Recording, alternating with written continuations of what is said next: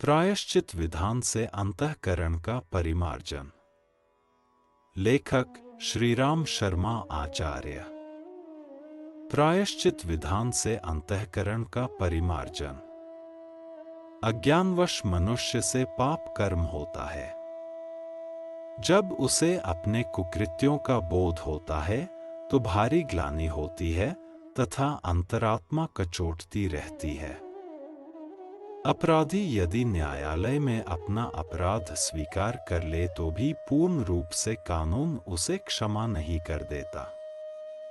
उसे अपने अपराधों के लिए दंड भोगना ही पड़ता है। ऋषियों ने पाप कर्मों के दंड के रूप में प्रायश्चित का विधान रखा था, जिसे सामान्यतः 4 चरणों में विभक्त किया जा सकता है। 1. अपने जीवन के दुष्कर्मों की सूची बनाकर उन पर पश्चाताप व्यक्त करना। 2. आत्मविश्लेषण करना तथा उन दुष्कर्मों को कभी न दोहराने का संकल्प लेना, किसी समर्थ व्यक्ति के समक्ष उनका प्रकटीकरण। 3. दंड स्वरूप अपने ऊपर दबाव डालना, शारीरिक एवं मानसिक कष्ट झेलना। 4. पाप कर्म द्वारा जो क्षति हुई है उसकी पूर्ति के लिए अपने को तैयार करना। इन 4 चरणों का अधिक स्पष्टीकरण यह है कि पाप कर्म इसलिए बनते और बिगड़ते रहते हैं कि कर्ता उनके द्वारा होने वाली हानियों पर ध्यान नहीं देता। उन्हें अन्य लोगों द्वारा भी अपनाई जाने वाली सामान्य क्रिया प्रक्रिया मान लेता है और ऐसे ही हल्के मन से उन्हें करता चला जाता है। बाद में वे अभ्यास बन जाते हैं। धन, अधिकार, आतंक, उपभोग जैसे कई लाभ मिलने लगते हैं तो उनका आकर्षण और भी अधिक बढ़ जाता है। पीछे वह आदत स्वभाव का अंग बन जाती है और बाहर वालों के समझाने, बुझाने एवं डांटने डपटने से भी नहीं छूटती। कुमार्ग से विरत होने का एक ही मार्ग है कि उस पर चलने वाले को उसकी हानियां स्वयं दृष्टिगोचर प्रतीत हो कि इस दिशा में चलकर वह अब तक अपना तथा दूसरों का कितना अहित कर चुका है। गतिविधियां जारी रहीं तो और भी हानि हो सकती है। दुष्कर्मों, दुष्प्रवृत्तियों और दुर्भावनाओं से दूसरों का अहित और अपना हित होने की बात सोची जाती है, पर वस्तु स्थिति इसके सर्वथा विपरीत है। कुमार्ग की कंटीली राह पर चलने से अपने ही पैर कांटों से बिंधते हैं, अपने ही अंग छिलते और कपड़े फटते हैं। झाड़ियों को भी कुछ हानि होती होगी, पर इससे क्या? घाटे में तो अपने को ही रहना पड़ा। अपना मस्तिष्क विकृत होने से प्रगति के रचनात्मक कार्यों में लग सकने वाली शक्ति नष्ट हुई। अनावश्यक पढ़ने से यह बहुमूल्य यंत्र विकृत हुआ। शारीरिक और मानसिक रोगों की बाढ़ आई। मनस्थिति गड़बड़ाने से क्रियाकलाप उल्टे हुए और विपरीत परिस्थितियों की बाढ़ आ गई। हर दृष्टि से यह अपना ही अहित है। अस्तु बुद्धिमत्ता इसी में है कि सन्मार्ग पर चला जाए, सत्प्रवृत्तियों को अपनाया जाए और अंतःकरण को सद्भावनाओं से भरा पूरा रखा जाए।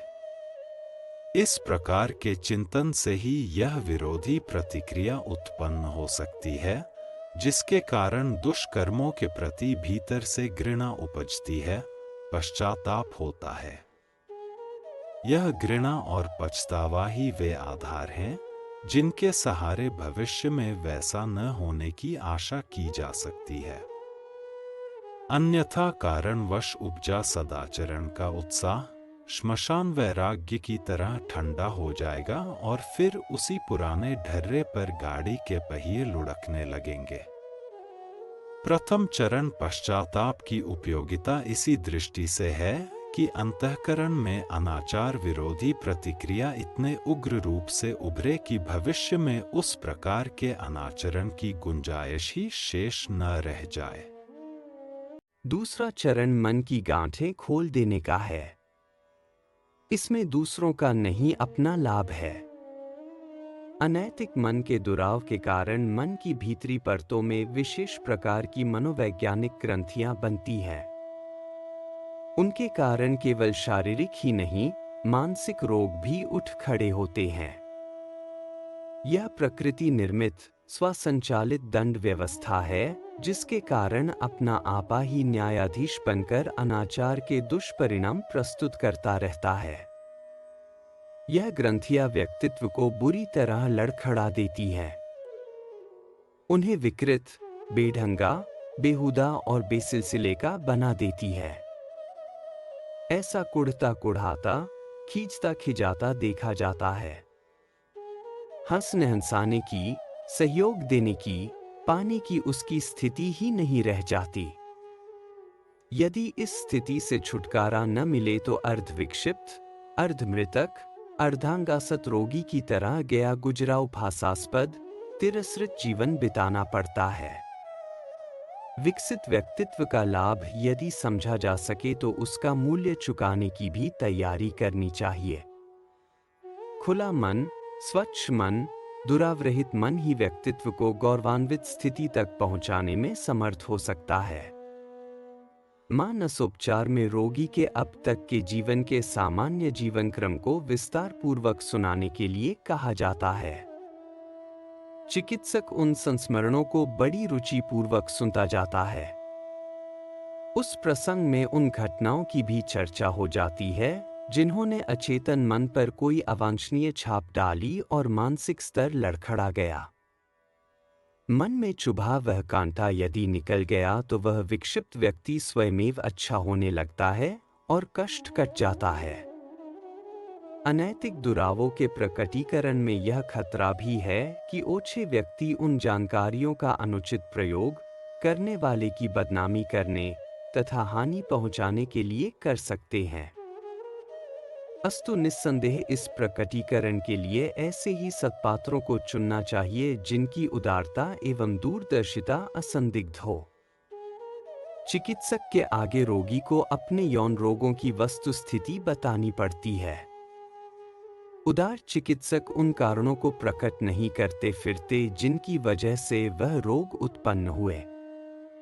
उनका दृष्टिकोण रोगी की कष्ट निवृत्ति भर होता है। ऐसे ही उदारवेत्ता एवं उपयुक्त मार्गदर्शन कर सकने में समर्थ व्यक्ति ही ऐसे योग्य होते हैं जिनके सामने अपने मन की दुराव ग्रंथियां खोली जा सके।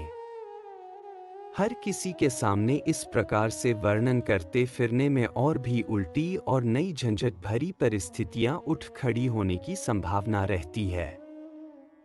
अस्तु इस संदर्भ में जहां रोगी और चिकित्सक हो वहीं प्रकटीकरण की बात सोचनी चाहिए।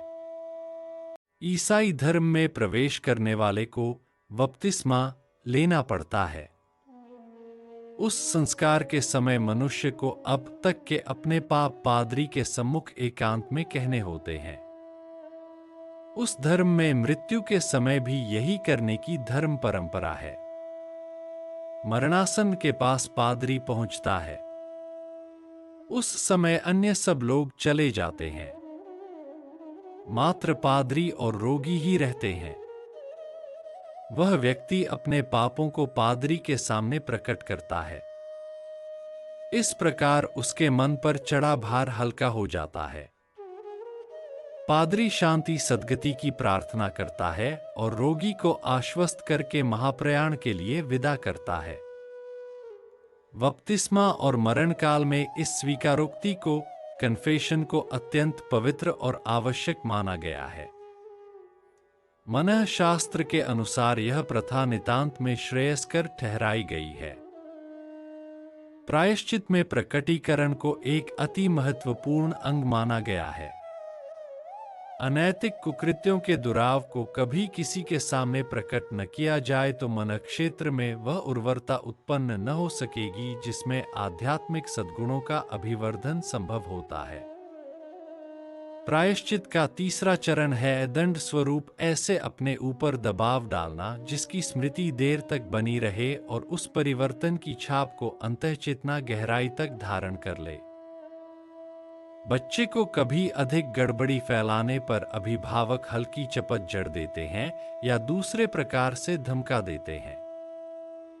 उससे बच्चे पर सामान्य समझाने बुझाने की अपेक्षा गहरा असर पड़ता है और वह सीख जाता है कि इस प्रकार की गड़बड़ी पर अभिभावक कितने अधिक रुष्ट होते हैं। इस दृष्टि से वह धमकाना थोड़ा कष्टकर होने पर भी परिणाम की दृष्टि से श्रेयस्कर होता है। उससे गड़बड़ी दोहराए जाने की संभावना घटती है। व्रत उपवासों में कई तरह के विधि विज्ञान हैं। चांद्रायण, कृच्छ चांद्रायण आदि का विशेष रूप से उल्लेख है और भी कई हल्के भारी व्रत, उपवास, अस्वाद आहार, एक समय खाना आदि की भी विधि व्यवस्थाएं मिलती हैं। पैदल तीर्थ यात्रा, परिक्रमा इसी के प्रकार हैं। जैसे पुलिस, फौज में अपराधी सिपाहियों को दौड़ाने की ड्रिल कराई जाती है। सर्दी गर्मी का सहना, कम वस्त्र पहनना, नंगे पैर रहना, भूमि शयन, मौन धारण, रात्रि जागरण, खड़े रहना आदि कितने ही विधानों का शास्त्र में उल्लेख मिलता है। जप, अनुष्ठान, पाठ आदि भी इस संदर्भ में कराए जाते हैं। इन सब में थोड़ी सी शारीरिक एवं मानसिक कठिनाई सहन करनी पड़ती है। इससे अनीति आचरण के दुष्परिणाम और छोड़ देने के लिए किए संकल्प का ध्यान भविष्य में भी बना रहता है। यह अंतःचेतना पर परिवर्तन की छाप छोड़ने का अच्छा उपाय है। इसलिए इस तीसरे चरण को प्रायश्चित विधान में समुचित स्थान दिया गया है। चौथा चरण सबसे महत्वपूर्ण और आवश्यक है। प्रथम 3 चरणों को उसकी भूमिका माना जा सकता है, परंतु असली और प्रभावशाली बात है क्षतिपूर्ति। जो हानि पहुंचाई गई है उसकी पूर्ति होनी चाहिए। सड़क पर गड्ढा खोदकर यदि दूसरों के लिए उसमें गिरने का कष्टकारक आचरण किया गया है तो उसकी क्षतिपूर्ति इसी प्रकार होगी कि जितना श्रम गड्ढा खोदने में किया था उतना ही उसे पूरा करने के लिए किया जाए। गड्ढा पड़ जाने पर ही उस अनाचार की भरपाई होगी जिसके कारण अनर्थ होता रहा। विघातक कृत्य के वजन का विधेयात्मक कार्य करने पर ही संतुलन बनता है और क्षतिपूर्ति संभव होती है। पाप के वजन के बराबर पुण्य करने पर तराजू के पलड़े बराबर होते हैं। हमारी भावी रीति नीति सज्जनता युक्त होनी चाहिए। इन दिनों मन क्षेत्र में जो दोष दुर्गुण भरे हों उन्हें भविष्य में चरितार्थ न होने देने का निश्चय करना चाहिए। सज्जनता ही हर दृष्टि से लाभदायक कीर्ति है। यदि अनाचार से लड़ना पड़े तो बहादुरी से उस धर्म युद्ध में उतरा जाए, उस मोर्चे पर भी शालीनता को हाथ से न जाने दिया जाए।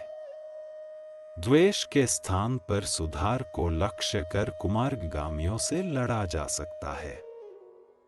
उसमें अनीति का प्रतिकार भी हो जाएगा और द्वेषता की लपट से अपने आप को जलाने की, प्रतिपक्षी की अपेक्षा अपने को ही अधिक हानि पहुंचाने वाली विपत्ति भी सिर पर न बरसने पाएगी।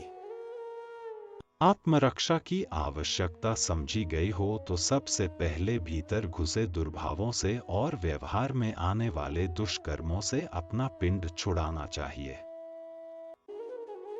सरकारी खजाने की कोई खजांची रकम लेकर भागे, पीछे वह अपनी भूल स्वीकार करे और प्रायश्चित करना चाहे तो उसे पहला कदम यही उठाना पड़ेगा कि जो रकम उड़ाई गई थी उसमें से जितना कुछ बचा हो उसे तत्काल वापस जमा करा दिया जाए और शेष के लिए किश्तों में धीरे धीरे चुका देने की पेशकश की जाए तो समझौता होने की, मुकदमा न चलने और जेल न भुगतने की संभावना बन सकती है। जो रकम हड़पी थी उसे डकार लिया जाए और ऐसे ही व्रत उपवास करके क्षमा याचना करके दंड से छुटकारा पा लिया जाए, ऐसा नहीं हो सकता। प्रायश्चितों में दान पुण्य के विधान जुड़े रहते हैं। इसमें धन दान और श्रमदान दोनों की ही व्यवस्था है। क्षतिपूर्ति इसी रूप में हो सकती है। श्रम और धन वस्तुतः एक ही तथ्य के दो पहलू हैं।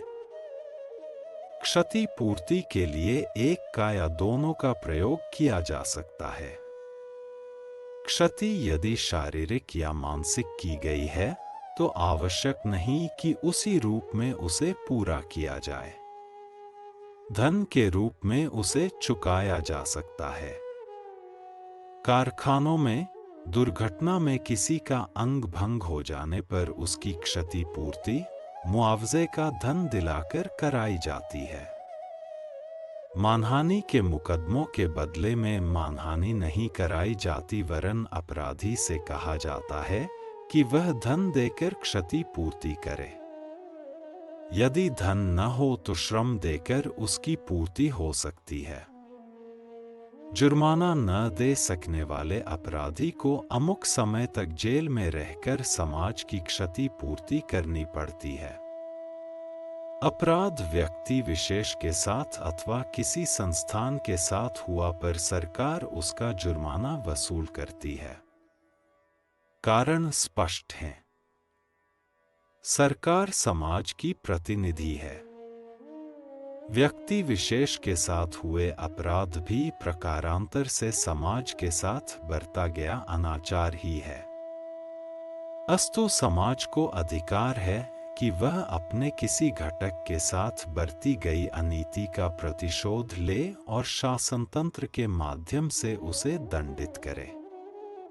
आवश्यक नहीं कि जिस व्यक्ति को जिस तरह हानि पहुंचाई गई हो उसकी उसी रूप में पूर्ति की जाए।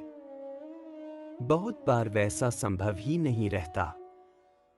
यौन सदाचार नष्ट करने पर उसकी क्षतिपूर्ति ठीक उसी रूप में संभव हो नहीं सकती। जो व्यक्ति मर गए हैं या अविज्ञात स्थान को चले गए हैं, उनका उसी रूप में कैसे बदला चुकाया जाए? यहां यही मानकर चलना होता है कि सारा समाज एक है, व्यक्ति उसी के घटक है। शरीर के एक अंग के साथ किया गया दुर्व्यवहार समूचे शरीर को कष्ट पहुंचाता है। गाल पर चपत मार देने से मात्र गाल को ही कष्ट नहीं हुआ, समूचे व्यक्ति का अपमान है। ठीक इसी प्रकार व्यक्ति विशेष के साथ किए गए दुर्व्यवहार को पूरे समाज की क्षति माना जा सकता है और उसका बदला समाज सेवा के रूप में चुकाया जा सकता है। फैलाई गई दुष्प्रवृत्तियों की भरपाई के लिए आवश्यक है कि उतने ही परिमाण में सत् प्रवृत्तियां फैलाने वाले लोक मंगल के कार्य किए जाएं। इस प्रयोजन में धन एवं श्रम का अधिकाधिक उपयोग करना चाहिए। यदि हानि पहुंचाने के बदले उससे अधिकाधिक वजन के सेवा कार्य किए गए तो इसमें लाभ ही लाभ है। पुण्य की बढ़ी हुई मात्रा अपने उज्जवल भविष्य का आधार बनेगी। चिंता तो तब होनी चाहिए जब पाप की तुलना में पुण्य कम परिमाण में बन रहा हो। यहाँ यह नहीं सोचा जाना चाहिए कि पाप तो बहुत भारी किए हैं, उनके बदले में उतना पुण्य तो नहीं बन पड़ेगा, इसलिए थोड़ा करने से क्या लाभ, तब न करना ही ठीक है। हमें यह सोचना चाहिए कि चुक सके उतना चुकाने के लिए तो पूरी ईमानदारी और पूरी शक्ति के साथ प्रयत्न ही किया जाए। यदि वस्तुतः विवशता ही होगी तो परमेश्वर परिस्थिति को समझते हैं, वे भावना के अनुरूप निर्वाह भी कर सकते हैं। दिवालिये से एक अंश लेकर ही ऋण देने वाले उसका छुटकारा कर देते हैं। बैंकें भी अपनी पूंजी डूबती देखकर कर्जदार से समझौता करती हैं और कम लेकर झगड़ा समाप्त कर लेती हैं। साहूकार जब देखते थे कि आसामी के पास कुछ नहीं है तो जितना बहुत दे सके लेकर उसे छुटकारा लिख देते थे ताकि भविष्य के लिए लेन देन फिर शुरू हो सके। ऐसी व्यवस्था भगवान के यहाँ तथा समाज के विधान में है। यदि प्रायश्चित की क्षतिपूर्ति के लिए सच्ची व्याकुलता और ईमानदारी के साथ शांति भर प्रयास किया गया है तो उस सद्भावना की सदार्थता को परखते हुए विधि विधान में भी इतनी लोच लचक विद्यमान है कि उतने भर से पाप कृत्यों का समाधान और अंतःकरण के परिमार्जन का वह लाभ मिल जाए जो प्रायश्चित विधान का मूलभूत उद्देश्य है। व्यक्तित्व के विकास का एक ही मूल मंत्र है, खुला मन, स्वच्छ मन, दुरावरहित ग्रंथि रहित मन। प्रायश्चित प्रक्रिया द्वारा यह संभव है।